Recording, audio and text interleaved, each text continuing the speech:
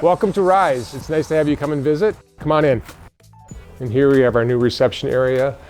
We designed this to be nice and bright and welcoming for families. We really want this to be a place where people feel welcome, where children feel like they're safe. Right now we have 2 tables set up with some PPE items that families can just grab when they're here. So we know that their children need masks or hand sanitizer, whatever we've got available to them. Naming of rooms is really important.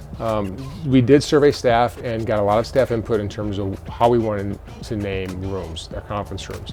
And we ultimately landed on plants and trees. So as you walk around, you'll see different signs that are either a flower or a tree or a plant. And that's the theme that kind of goes throughout all of our space.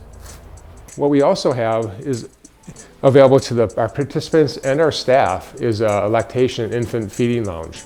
And this is accessible for moms who need to pump while they're here or breastfeed their child. We got a refrigerator for them to store their breast milk if necessary while they're here.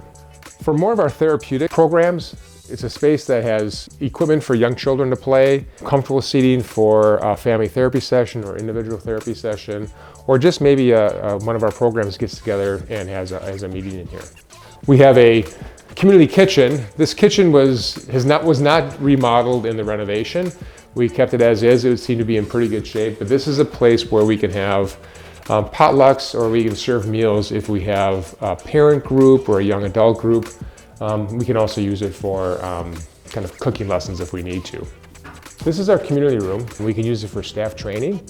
Not too long ago, we had a drive-in movie here. So the early childhood home visitors worked with the parents and took cardboard boxes and turned them into little cars.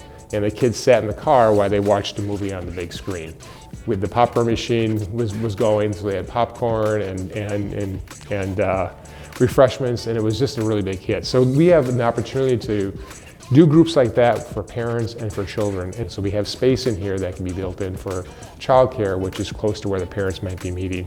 Previously, we didn't have a space that was large enough for all of them to be in the same space at the same time.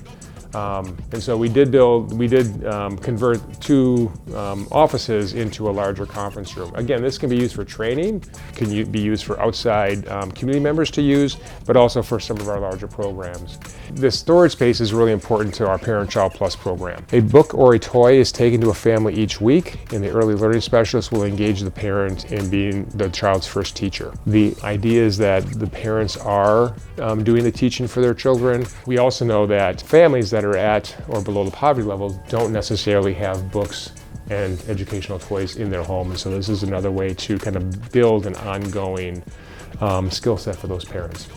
All of our programs are really built on that wraparound model of care. So essentially it's taking your hands and wrapping them around the family. It's a community hug. So you're helping families connect to resources, whether it's literacy, health, mental health, education, jobs.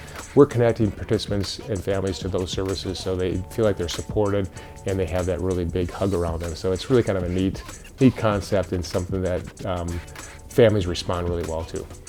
So this is the Respite Center space. The Respite Center serves children from birth through 14 years old. We've actually had 14-year-olds before they turn 15 say, can I go back to the Respite Center one more time before I age out, because they love coming here. Over here we have a kitchen space. We are feeding children 3 meals a day and snacks. So we deliver over 2,800 meals and snacks annually. One area that we look for donations is money to support the food that we cook for the children each year. So that's a nice way that a donor can give even a little bit to help support Rise in the Respite Center. But we have a place for the younger kids to be.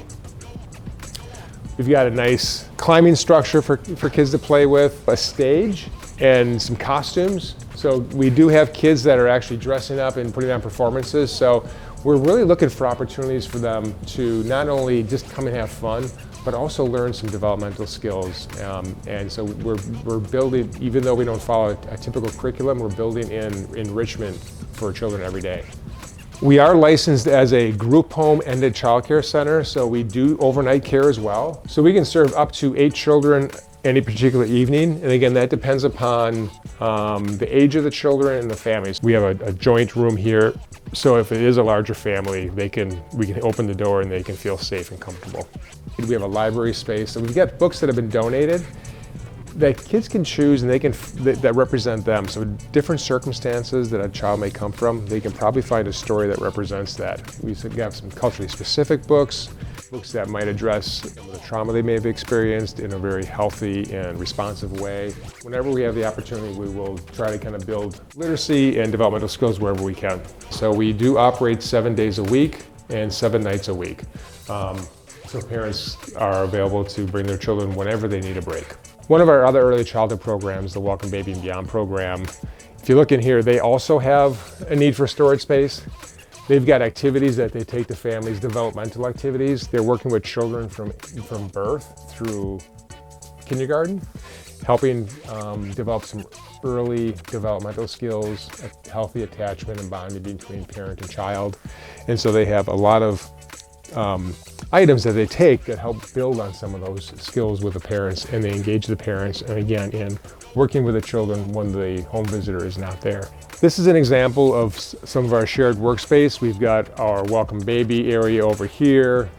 Staff are generally out in the community, in the families' homes doing their work, but they have a landing spot here at Rise to do their notes, catch up, do team meetings, meet with their supervisor, those types of things. One of the things that's really important is developing a relationship among our staff. We have early childhood staff, respite staff, and staff that are working in mental health programs. Many of the families that we work with in the early childhood programs also struggle with mental health challenges or trauma. Our staff from the mental health programs can interact with the early childhood staff, and we can share resources, ideas, and training. Vice versa, our early childhood staff can really help our staff working in mental health programs and early childhood development. What we describe as our niche is that brain development, so from early childhood to young adulthood while the brain is still developing, that's the primary service array that we provide. And so parents have an opportunity to establish a relationship with one of our programs, and if they need services from another program for one of their children or for themselves, we have that available here at Rise, and they don't have to retell their story. In some ways, getting out of your office is really nice to find a different place where you can be creative, and that's one of the ideas behind this space.